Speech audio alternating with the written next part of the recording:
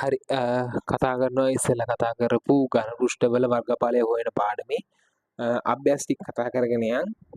ඉස්සෙල්ලම ගන්න ඒකේ 4යි 1 අභ්‍යාසයේ 10 වෙනි ගාන ගන්නවා. මේකෙදි සාමාන්‍ය කතා කරන්නේ අන්තිම ගාන සෙට් එක මොකද මුල් ගාන සෙට් එක ඇත්තටම ලේසි වෙන හින්දා. 10 වෙනි ගානේ කියනවා මෙන්න මෙහෙම කතාවක්. මොකද කියන්නේ සමචතුරස්‍රාකාර පතුලේ පැත්තක දිග 16 මීටරද පිරමීඩයේ උස හොඳේ හරියටම ලකුණු කරගන්න. උස 6 මීටර්ද වන පරිදි වූ ඍජු පිරමීඩාකාර කූඩාරමක් තැනීම සඳහා අවශ්‍ය වේ. මෙහි පතුල ආවරණය වන පරිදි කූඩාරම සැකසීම සඳහා අවශ්‍ය වන රිදි ප්‍රමාණය සොයන්න. අවශ්‍ය වන රිදි ප්‍රමාණය. ඒ කියන්නේ රිදි වල වර්ගඵලය හොයන්න. ඒක නෙවෙයි කියන්නේ. මොකද්ද ඒ කියන්නේ? පට්ට ලේසි කෑල්ලක් ඔය කියන්නේ. ඉස්සෙල්ලම කියනවා වෘත්තාකාර සමචතුරාකාර පතුලේ පැත්තක දිග 16යි. හරිද? සමචතුරාකාර කොටසේ පැත්තක දිග මචං 16යි මීටර. ඒ කියන්නේ සමචතුරස්‍රයේ වර්ගඵලය කීයද? 16 වැඩි කිරීම 16 256යි වර්ග මීටර ප්‍රමාණයක් ඕනද? හරිද? අවුලක් නැහැ. හැබැයි මේක කියනවා පිරමීඩයේ උස. මොකද්ද කියන්නේ? පිරමීඩයේ උස 6යි මීටර්ලු. ඒ කියන්නේ දැන් අර අපි අඳපු මෙන්න මේ පිරමීඩයේ හරිද? මෙන්න මේ පිරමීඩයේ තියෙන්නේ. ඔන්න ඕක මේ h උස h කියන්නේ 6යි මීටර්ලු. අවුලක් තියද? අවුලක් නැහැ. එතකොට මෙන්න අර මම ඉස්සෙල්ලා කතා කරපු මොකටද සූත්‍ර නිර්මාණය කරන්න කියපු හේතුව මෙන්න. හේතුව තමයි දැන් අපිට ඕන වෙනවා මොකද්ද? ත්‍රිකෝණයේ වර්ගඵලය හොයාගන්න. ත්‍රිකෝණයේ වර්ගඵලය හොයාගන්න නම් මොකක්ද ඕන? භාගය වැඩි කිරීම දිග ගන්නවා 16 වැඩි කිරීම L. L කියන්නේ ඇල උස නමුත් ත්‍රිකෝණයේ ලම්බ උස. හරිද? ත්‍රිකෝණයේ ලම්බ උස. ත්‍රිකෝණයේ ලම්බ උස ගත්තම අතර අන්න දැන් ඕගොල්ලෝ මතක් වෙනවනේ තියරි. අපි කොහොමද ගත්තේ? ඍජු මෙන්න මෙතනට පයිතගරස් දාන. අර 3D නිර්මාණය ගත්තා. ඔයගොල්ලෝ මතක නැත්තම් ගිහිල්ලා මගේ වීඩියෝ එක බලන්න තියරි වීඩියෝ එක හොඳටම පැහැදිලි කරලා දෙනවා මේ කොහොමද කරන්නේ කියලා. හරිද? ඒක පොඩ්ඩක් බලන්න. එතකොට ඍජු උස 6යි මීටර නම් මේ උස 6යි මීටරනේ. සමචතුරස්‍රයේ පැත්තක දිග. සමචතුරස්‍රයේ පැත්තක දිග 16 සෙන්ටිමීටර. හැබැයි ඔයා දන්නවා විකර්ණ ඡේදනය වන ලක්ෂයේ නම් පාදයට දිග කීයද? මුළු ඒ කියන්නේ පැත්තක ඒ කියන්නේ සමචතුරස්‍රයේ පැත්තක දිගින් අඩයි. ඒ කියන්නේ මේක 8යි සෙන්ටිමීටර 8යි මීටර. එතකොට අපිට ඇල උස වෙන L හොයාගන්න ඕන. මොකද පයිතගරස් දානවා L වර්ගය සමානයි 6 වර්ගය දන 8 වර්ගයේ වර්ගමූලය. ඒ කියන්නේ 10 වර්ගමූලය පිළිම මූල L වෙනවා. ඒ කියන්නේ L සමානයි 10 සෙන්ටිමීටර වෙනවා. අතට තේරෙන්නේ නැද්ද? 6 වර්ගය දන 8 වර්ගය කී 6 වර්ගය 36 8 වර්ගය 64යි 64යි 36යි කියන්නේ කීයද 100යි 100යි කියන එක 10 වර්ගය. ඒකට L කියන්නේ 10 මීටර වෙනවා. හරිද? 10 මීටර. එතකොට L අපි හොයාගන්න. එතකොට මේකේ වර්ගඵලය කීයද? එහෙම හොයන්න ඕනද? එතකොට අපි L හොයාගත්තා. අවුලක් නැහැ. එතකොට 10යි මීටර. කෙලින්ම අපි සූත්‍රයට ආදේශ කරනවා. මේක හොයන්න ඕනේ නැහැ. කෙලින්ම අපිට සූත්‍රයට ආදේශ කරන්න පුළුවන්. මොකද අපි සූත්‍රය plan ලියා ගන්නවා. දැන් ගුවන් ගාන තේරෙන්න ඕන තමයි මෙහෙම ලිව්වේ. නැත්නම් අපිට දැන් මොකද L හොයාගන්න ඕගොල්ලෝ ගාන තේරෙන්නේ නැහැ. ගාන කොහොමද වෙන්නේ කියලා. අන්න ඒකෙන් තමයි මේ ගාන ක්‍රමක්‍රමයෙන් ඔයගොල්ලන්ට ගියේ. දැන් කෙලින්ම අපිට ආදේශ කරන්න පුළුවන්. A වර්ගය දන කීයද? 2යි මොකද්ද? A L. එතකොට එන්නේ A වර්ගය වෙච්ච 256ක් එනවා. 2 වැඩි කිරීම ඒ කියන්නේ 16 වැඩි කිරීම L කියන්නේ 10යි. ඒ කියන්නේ 100ට වැඩි කිරීම 320යි නේ. ඔව් 320 ධන 256ක් එනවා. 10යි 7යි 576යි වර්ග මීටර් රෙදි ප්‍රමාණයක් අපිට අවශ්‍ය වෙනවා. ඔන්න ඔහොමයි මේ ගාන නිර්මාණය කරන්නේ. හරිද? හරිම ලේසි. මොකද මේක ලේසි වෙන හේතුව ඕගොල්ලන්ට මේක සූත්‍රය තිබ්බනම් ආදේශකයක් දාන්න හිතා ගන්න බෑ. හැබැයි මම ඕගොල්ලන්ට සූත්‍රය ගොඩනගන හැටි කියලා දුන්නා. ඒ සම්බන්ධව කොහොමද ගණන් නිර්මාණය වෙන හැටි කියලා දුන්නා. ඒ සම්බන්ධ වීඩියෝ එක බැලුවා නම් ඕගොල්ලන්ට මාරම ලේසි මේ පාඩමේ මේ ප්‍රශ්නේ තේරුම් ගන්න. හරිද? ඒකයි ඔතේරින අයටත් එක්ක මම මේ ආයෙ නැවත කියලා දුන්නේ. ආයෙ නැවත බලන්න හොඳට තේරුම් ගන්න. කොහොමද මේකේ එල් හොයාගන්නට තමයි මේකේ විශේෂ ලක්ෂණය. විශේෂ ගාන විශේෂ වෙන හේතුව. හරිද? ඔහොම යන්න ඊට පස්සේ 4.2 අභ්‍යාසයේ මම පට්ට ලේසි ගානක් මේක හදන්න ඔයගොල්ලන්ට හිතේට හදන්න පුළුවන් එකක් තියෙන්න ඇරලා. හරිද? මම ගන්න මේක පස්වෙනි ගාන. පස්වෙනි ගාන කියන කේතුක හැඩයෙන් යුක්ත ඝන වස්තුවක ඇල උස 14 සෙන්ටිමීටර් වේ. මෙහි වක්‍ර පෘෂ්ඨයේ වර්ගඵලය 396යි. වක්‍ර කියන්නේ මේ වක්‍ර පෘෂ්ඨයේ වර්ගඵලය 396 වර්ග සෙන්ටිමීටර් නම් කේතුවේ අරය හොයන්නලු. කේතුවේ අරය හොයන්න. වක්‍ර පෘෂ්ඨයේ වර්ගඵලය.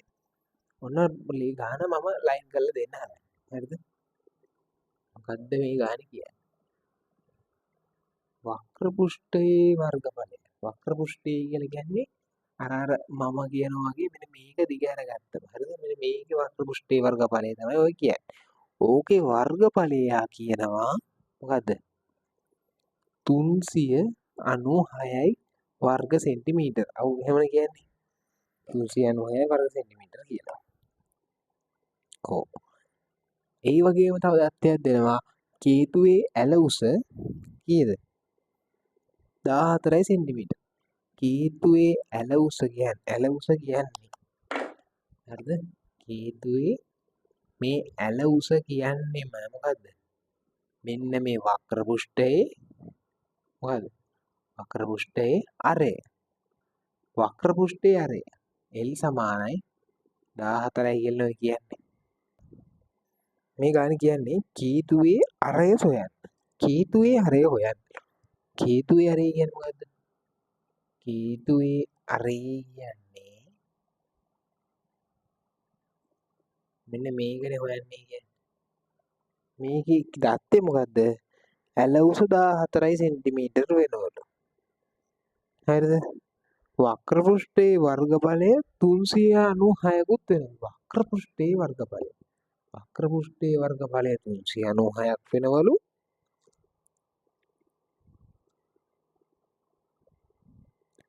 ඒ වගේම කියනවා ඇල උස 14 සෙන්ටිමීටර. ඇල උස කියන්නේ මේ උස 14 සෙන්ටිමීටර. වක්‍ර පෘෂ්ඨයේ වක්‍ර පෘෂ්ඨය කියන්නේ මොකද්ද? වක්‍ර පෘෂ්ඨයේ වර්ගඵලය. වක්‍ර පෘෂ්ඨයේ වර්ගඵලය. හරිද? ඔන්න දැන් සූත්‍රය. සූත්‍රය මොකද්ද? අපි අරගේ වක්‍ර පෘෂ්ඨයේ වර්ගඵලය වෙන්නේ අපි සූත්‍රයක් හදාගත්තනේ. 5r වර්ග ධන 5rl. එතකොට වක්‍ර පෘෂ්ඨයේ වර්ගඵලය වෙන්නේ මේක. එතකොට 396 සමානයි 22 බෙදීම 7 වැඩි කිරීම r වැඩි කිරීම 14යි. මේකට මේක කැපුවා 2යි. එසේනවා 198ක්. වැඩි කිරීම 22 බෙදීම r. එනවා 98ක්. හරිද? 99ක් නේ. බලන්න. 396 දෙක බෙදුවොත් 396 බෙදීම 2 1යි 2යි 19යි 9යි 18යි 1යි 16යි 198 දෙකට බෙදුවම එනවා දෙවරක් 9යි 18යි 1යි 99ක්. කීයක් එනවද?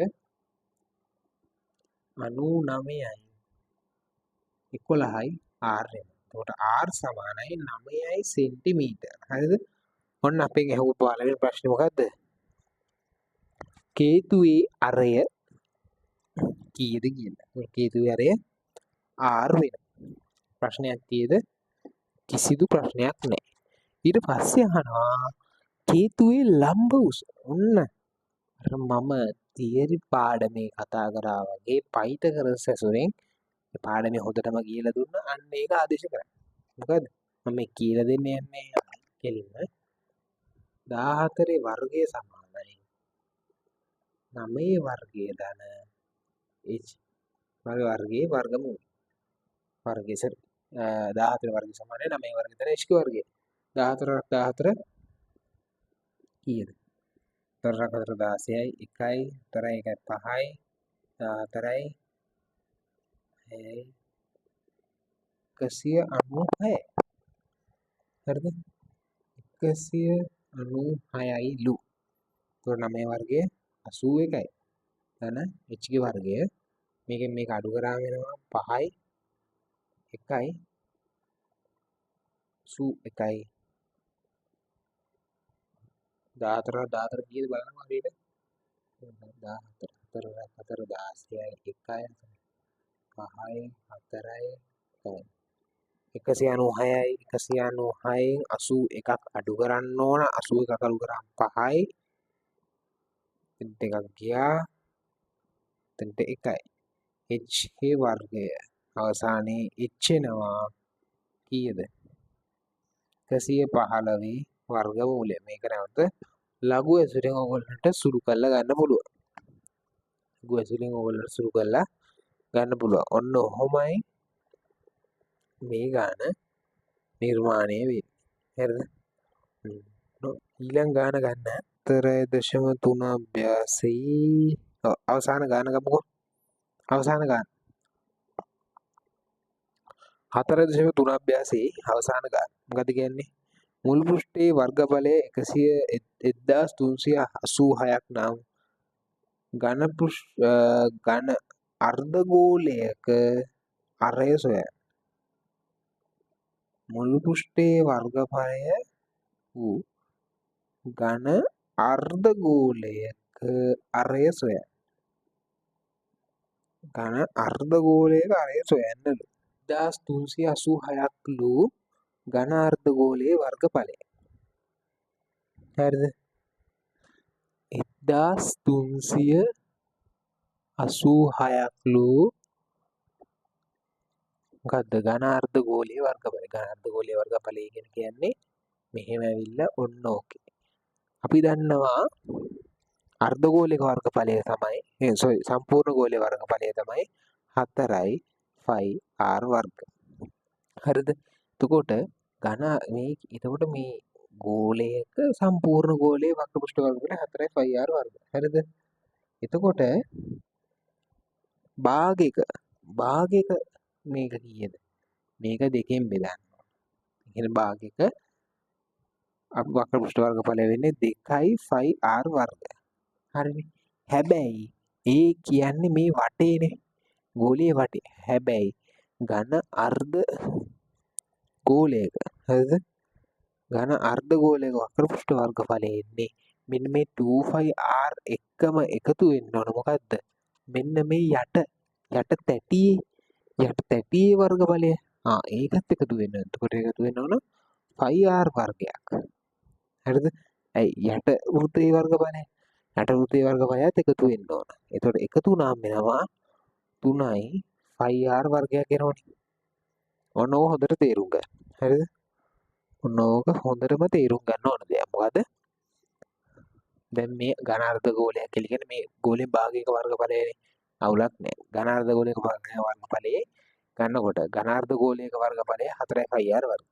භාගයක් කියන හින්දා දෙකට කැපුවා. එතකොට එන්නේ මෙන්න මේ වටේ උඩ කොටසේ අර වටේ පෘෂ්ඨ වර්ගඵලය තමයි එන්නේ 2යි 5r. කිසිම ප්‍රශ්නයක් නැහැ. හැබැයි මේ මේක යට අන්නේ ඒකේ වර්ගඵලයත් එකතු වෙන්න ඕනනේ. ඒ කියන්නේ වෘත්තයේ වර්ගඵලය. වෘත්තයේ වර්ගඵලය තමයි 5r වර්ගය. අන්න එකතු කරා අවසානයේ ඝන අර්ධගෝලයේ වර්ගඵලය වෙන්නේ 3πr වර්ග. ඒ කියන්නේ මොකක්ද උත්තරේ හදන්නේ? උත්තරේ කියන්නේ හදන්නේ 1386 සමානයි 3πr වර්ග. හරිද? එතකොට අපි මේක 3ෙන් බෙදාගත්තොත්